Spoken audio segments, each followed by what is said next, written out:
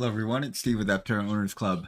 Okay, it is November 11th, 2025, and I want to do a little bit of a Aptera news update. We'll start with the stock. The stock has been stabilizing around $8 a share, and that's actually doing better than I thought because I thought the trajectory would be like a slow downward trend and then an uptick with good news. Now, what's happened is there has been some news lately, and that's what we're going after. There was some news released on November 7th and some news released today. But if you see November 7th, not much happened there. The volume was quite low at 80,000. And today, not much happened as well. And the volume is relatively low at 116. So I think these small news releases don't move the needle very much in terms of stock price. But regardless of that, the stock price has stabilized around $8 a share, which is, I think, good. So let's look at what news there's been. Okay, so this was the news from November 7th, released at 10:40 a.m. Pacific time. And we can watch this little video together. Aptera frames are being built and already on their way to our headquarters for next validation vehicles. So you know that, okay, so they're being built at Costamp. And you can see the whole frame here. And I guess they're en route right now, probably by boat. So this is footage from Italy, where Costamp is located. Okay, so if you guys remember, Costamp is a large group based out of Italy, and they handle a lot of chassis and metal work, as well as some plastics. And so they specialize in basically they have a foundry. This is their in-house foundry. They can do HPDC and LPDC. That stands for high pressure die casting and low pressure die casting, as well as gravity casting. And what that means is it's so way die casting is there's a mold and you inject molten metal into this mold. You can do it either under low pressure or gravity feed, which is even lower pressure, or super high pressure. High pressure is cheaper and faster, but there is somewhat uneven flow, so it's structurally not quite as strong as low pressure casting, and you can't cast as big parts with high pressure die casting. So it's used for relatively simple castings that are small to medium size. There can be pores with that inside the casting, and you can't heat treat afterward. This one is slower and more expensive, but you can produce complex castings. You can produce larger castings. There's little porosity within the casting, and you can strengthen it by heat casting. But casting cycle is relatively long and production speed is average, whereas casting cycle is short, production speed is faster. So I suspect they are going to be using low pressure casting for this because they're relatively large parts. These are pretty large casts in general. And if you look at it, you can see what structural components are for this is for low pressure and gravity casting. When you do structural parts, you can do complete and partial subframes. That's what, that's basically what Aptera is getting from them. They're getting a complete subframe, basically. If you look at the high pressure casting, what they're doing is things like cross members, door frames, dashboard panels, shock towers, tailgates, torque boxes, longitudinal beam, center consoles.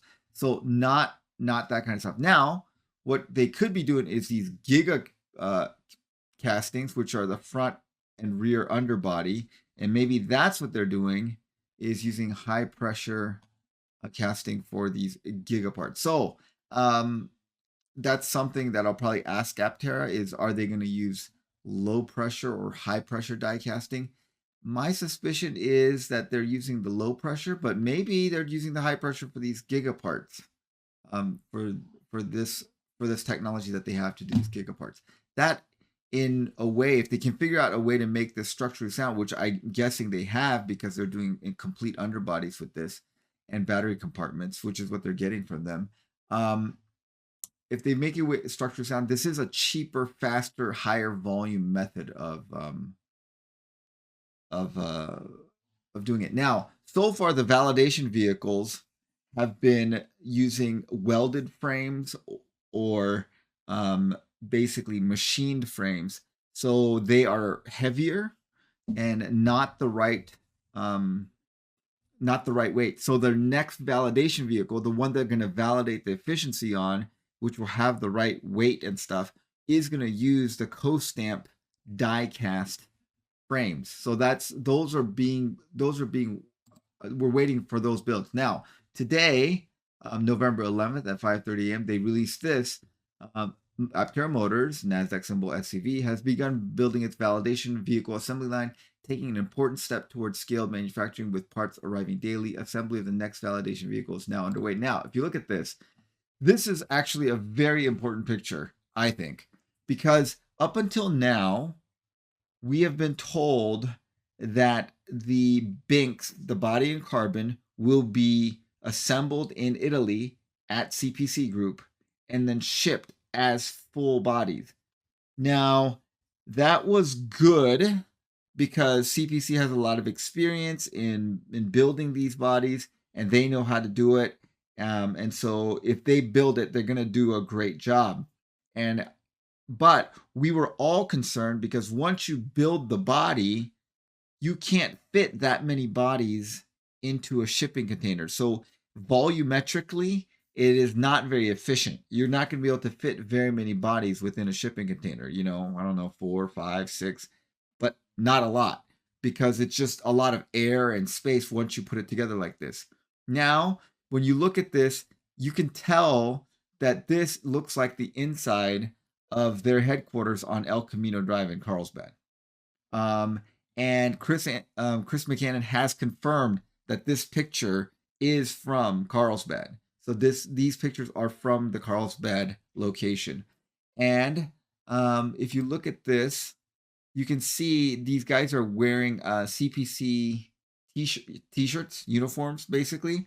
So it looks like they've imported the guys from CPC. So some workers from CPC have come over and they are basically, you can see this jig. It's pretty impressive. It's quite large, metal, and with these sliders and stuff. And if you look closely, it looks like there's these handles that like you like flip them and it compresses the part. So I think after you like when you're bonding them, you can like flip these little levers to like hold pressure while the bonds engage. Anyway, these guys look like they came over from Italy to make sure that the jig is working well and to show people at Aptera how to use the jig and how to assemble the parts correctly. And so that's really good because now, as you can see, if you look at this, this is all the bink parts at Carlsbad. And I counted these, there's 9 of each as far as I can tell. So there's 9 whole bodies. And you can see now when they're not assembled, you could fit like this in everything you see in this picture could easily fit in like half a shipping container.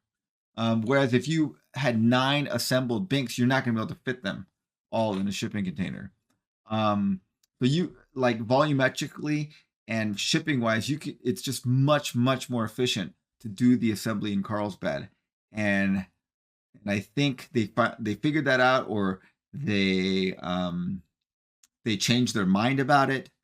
But because originally they said that they're going to be assembled in Italy, which has some advantages, but has a lot of disadvantage, mainly in terms of shipping efficiency. So I think this is great news that they're doing it in Carlsbad, and they'll be able to, they have the guys coming over to show them how to do it. And once they learn, they'll be able to do the assembly. So now they're assembling the binks, the battery packs, and the solar are going to be manufactured in Carlsbad.